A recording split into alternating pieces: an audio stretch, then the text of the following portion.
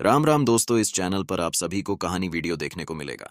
यह कहानी शिव प्रसाद की है, जो एक छोटे से गांव में रहने वाले गरीब लेकिन परम भक्त व्यक्ति थे। उनकी पत्नी जानकी और उनके दो छोटे बच्चे थे। शिव प्रसाद का जीवन ईश्वर भक्ति, सादगी और कड़ी मेहनत का प्रतीक।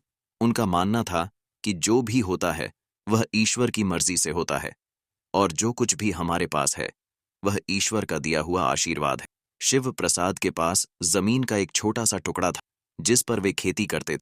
वे हर सुबह सूरज उगने से पहले उठते, ईश्वर का नाम लेकर पूजा करते और फिर अपने खेतों में काम करने चले जाते। उनकी पत्नी जानकी भी बहुत धार्मिक और संतोषी महिला थी। वह हर दिन भगवान की पूजा करती और परिवार के अच्छे स्वास्थ्य और समृद्धि की कामना करती। एक दिन अचानक गांव में भयंकर आंधी तूफान आ गया। शिव प्रसाद के खेतों की फसलें पूरी तरह बर्बाद हो गई। उन्होंने महीनों तक मेहनत की थी, लेकिन एक ही रात में उनकी सारी मेहनत मिट्टी में मिल गई। उनके पास अगले साल की बुवाई के लिए भी कुछ नहीं बचा था। उनका परिवार गरीबी के गहरे दलदल में फंस गए। विपत्ति के इस समय में भी शिव प्रसाद का विश्वास ईश्वर में अडिग था। गांव के लोग उन्हें समझाते कि भगवान उन्हें देख नहीं रहे हैं, इसलिए वे इतनी मुश्किलों में हैं। लेकिन शिव प्रसाद हर किसी से बस यही कहते, ईश्वर की मर्जी में ही मेरी भलाई है। मैं ईश्वर पर विश्वास रखता हूँ, वह जरूर मेरी मदद करेंगे। समय बीतता गया और शिव प्रसाद की हालत और भी खराब हो गई। घर में खाने को भी कुछ नहीं बचा था।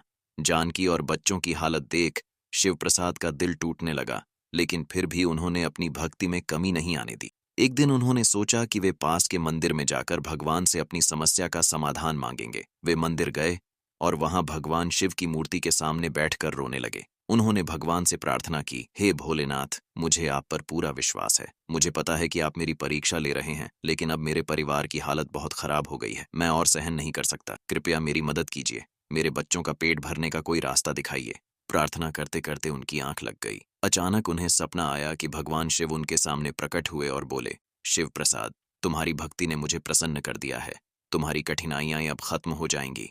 सुबह जब तुम अपने खेत जाओगे तो वहां तुम्हें मेरी कृपा के रूप में एक चमत्कार मिलेगा। सुबह होते ही शिव प्रसाद की आंखें खुलीं। वे तुरंत अपने खेत की ओर दौड़े, जहां उन्होंने देखा कि उनके खेत में एक अद्भुत वृक्ष उग आया था। उस वृक्ष पर सोने जैसे चमकते हुए फल लगे हुए थे। शिव प्रसाद को अपनी आंखों पर विश्वास नहीं हो रहा था। यह भगवान का आशीर्वाद था। उन्होंने सावधानी से उन फलों को तोड़ा और गांव में बेच दिया। इससे उन्हें काफी धन मिल गया, जिससे उनके परिवार का गुजारा आराम से हो सकता था। इस चमत्कार की खबर पूरे गांव में फैल गई और लोग शिव प्रसाद के विश्वास और भक्ति की चर्चा करने लगे। अब शिव प्रसाद के पास इतनी संपत्ति हो गई थी कि वे अपने बच्चों की अच्छी तरह परवरिश कर सकें और भविष्य के लिए भी बचत कर सकें। लेकिन शिव प्रसाद ने इस धन का एक बड़ा हिस्सा गरीबों की सहायता और मंदिर की सेवा में लगा दिया। उनका मानना था कि यह सब भगवान का दिया हुआ है और इसका सही उपयोग वही है कि इसे दूसरों की भलाई में लगाया जाए। इस घटना के बाद भी शिव प्रसाद का विश्वास भगवान पर और भी गहरा हो गया। उन्होंने अपनी समृद्धि को कभी घमंड में नहीं बदला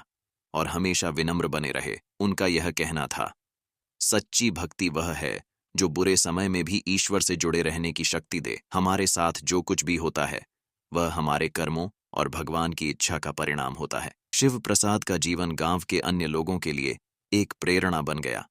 उनकी कहानी यह सिखाती है कि सच्चा विश्वास और भक्ति हमें हर कठिनाई से पार करा सकते हैं। ईश्वर अपने भक्तों की परीक्षा अवश्य लेते हैं, लेकिन सच्चे भक्त को कभी अकेला नहीं छोड़ते।